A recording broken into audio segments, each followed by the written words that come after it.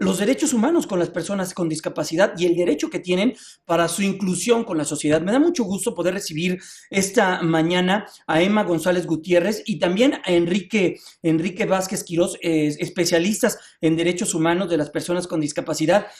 Emma, ¿cómo estás? Muy buenos Hola, días. muy bien, muchas gracias por la Enrique, ¿cómo te va? invitación. Muy buenos días. Muy bien, buenos días. A ver, Emma, vamos a empezar contigo. Primero las damas. Claro. ¿Cómo estamos en el tema de los derechos humanos? Primero, ¿y cómo estamos en el tema de los derechos humanos para personas con discapacidad? Bueno, yo creo que se ha mencionado muchas veces sobre la crisis de derechos humanos que ahorita tenemos en el país, ¿no? O sea, creo que ha sido evidente a pesar de que México firma cuanto tratado internacional sale, ¿no? Entonces, me parece que hay una crisis de legitimidad, una crisis en cuestión a la parte de justicia y pues obviamente las personas con discapacidad forman parte de este grupo o de estos grupos altamente vulnerables que se ven precisamente vulnerados por toda la cuestión, esta falta de derechos y en un problema sobre todo de acceso a la justicia, ¿no? Enrique, vemos las ciudades que no están concebidas para personas con discapacidad. En muchas ocasiones vemos lo retrasado que estamos en estos rubros. ¿Eso también viene de la misma mano de los derechos humanos? Sí, y no solamente me llama la atención lo de accesibilidad, que es que una persona con discapacidad pueda moverse en una ciudad libremente, sino que los derechos o las leyes que están en nuestro país tampoco contemplan a las personas con discapacidad, los protocolos para acceder a medios públicos o a servicios públicos tampoco contemplan a las personas con discapacidad. Entonces, creo que va muy de la mano. Creo que va muy de la mano porque, vamos, la ley representa como el imaginario que tiene toda una sociedad y esa sociedad que se rige bajo esas leyes ve representado lo que piensa en esas leyes y el no estar incluidos dentro de eso habla bastante de por dónde va esa carencia, más allá de cultural, creo que tampoco se nos da la oportunidad de acceder a lo que está. Creo que estamos como muy encasillados, las personas con discapacidad se nos encasilla mucho en esta cuestión de la accesibilidad y no es lo único que necesitamos, hay muchas cosas que hay alrededor que debemos explorar y que debemos acceder A también. ver, ayúdame a entender por dónde también deberíamos de mandar este debate, hacia dónde deberíamos de dirigirlo, más allá, como tú bien lo comentas, de poder desplazarse en una ciudad. ¿Hacia dónde debemos de enfocar esas baterías? Creo que la convención es muy puntual en el sentido de repetir una frase como si fuera mantra, de nada de nosotros sin nosotros. Es decir, muchas de las medidas que se toman hacia las personas con discapacidad son supuestos que se arman sin consultar directamente a las personas con discapacidad que podrían tener acceso a algún servicio o alguna situación en la que nos compete estar. Y creo que es hora de que se nos reconozca como ciudadanos y que podemos además exigir lo que nos hace falta. Creo que esta oportunidad de participación activa es lo que hace falta para que haya más avances en cuanto al respeto de los derechos de las personas con discapacidad. ¿Qué dicen las leyes, Emma, para las personas con discapacidad aquí en México? ¿Cuáles son los apartados que hay? Porque a lo largo de los últimos años, en las distintas legislaturas, se ha intentado incluir el debate. ¿Qué ha pasado? ¿Ha trascendido más allá de las discusiones? ¿Hay leyes que ya lo contemplen? Sí hay leyes que contemplan, hay leyes que están armonizadas ya con la convención.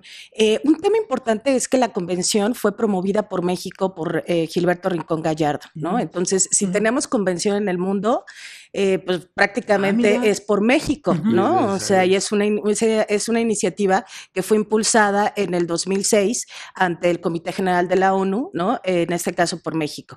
Entonces, por eso creo que estamos doblemente obligados, ¿no? Para poder ampliar todo este marco jurídico. En cuestión a las leyes, pues todavía falta un proceso de armonización. De hecho, en las recomendaciones que emite la ONU el año pasado, una de las recomendaciones es precisamente armonizar este marco legislativo con la convención. Todavía encontramos al día de hoy códigos civiles que hablan de imbecilidad, ¿no? O sea, para referirse a las personas con discapacidad, por ejemplo, ¿no? Entonces, eso, como decía Enrique, a medida colectivo, pues bueno, nos da una idea de lo que la sociedad piensa todavía de las personas con discapacidad y sobre todo el estigma con el que todavía se carga y que ese estigma digamos que no permite, que es el reconocimiento a la capacidad jurídica de la persona con discapacidad, que todavía está mucho en discusión. Una situación es la personalidad jurídica, ¿no? Es decir, el nombre, en fin, o sea, todo esto al que muchas veces ni siquiera accede, porque nos hemos encontrado, por ejemplo, de niños que ni siquiera son registrados, ¿no? O sea, de niños con discapacidad que ni siquiera son registrados, que ni siquiera tienen un acta de nacimiento. ¿Por qué? Pues bueno, porque la familia no considera... ¿En pleno siglo XXI? Al día de hoy, ¿no? Al día de hoy Qué todavía cosa. en comunidades nos encontramos a muertos civiles, ¿no? Ujú. O sea que prácticamente creo que esa es la característica de las personas con discapacidad. Entonces, pero todavía más aún, el reconocimiento de esta capacidad jurídica, es decir, las personas con discapacidad generalmente está en duda su capacidad y generalmente se les busca que sean consideradas como incapaces, ¿no? O sea, entonces hay todavía una discusión en donde la persona, por ejemplo, una persona con síndrome de Down no puede ir al banco a solicitar una tarjeta de débito, Mira. ¿no? Para su trabajo. ¿Por qué? Porque no está reconocida esa capacidad jurídica. Se cree un incapaz. Lo que nosotros estamos proponiendo son medidas alternas y sistemas de apoyos y figuras de apoyo que puedan apoyar a estas personas en la toma de decisiones. Porque no es que las personas no puedan tomar decisiones, es que nunca las dejamos Claro. tomar decisiones. Enrique, ¿cómo, lo que nos está diciendo Emma, cómo plantearlo y cómo llevarlo a la práctica? Entiendo que hay empresas que están comprometidas con ello. Hay empresas que están Sí. dando pasos en esta dirección. ¿Cómo hacer lo que está diciendo Emma ya más allá del papel y plantearlo ya en una realidad? Para empezar, creo que debemos de quitarnos la idea de que la forma de intervenir hacia una persona con discapacidad va en el ámbito rehabilitatorio.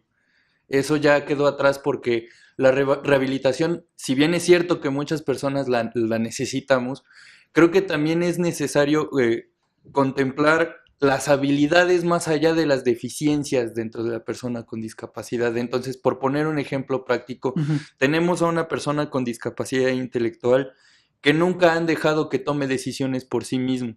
Sin embargo, al hacer estudios entre médicos, psicólogos, psiquiatras, determinamos que tiene las habilidades para poder tomar decisiones y para poder ser autónomo y autodeterminado. Ujú. En ese respecto también vemos que hay ciertas habilidades para las cuales necesita apoyos específicos, ya sea de una persona que le explique lo que está pasando, que le enseñe a modular sus emociones, etc. Entonces, lo que se busca es que estos especialistas funjan como una figura de apoyo y que le permitan a la persona con discapacidad intelectual interactuar con la comunidad utilizando estos apoyos para su beneficio.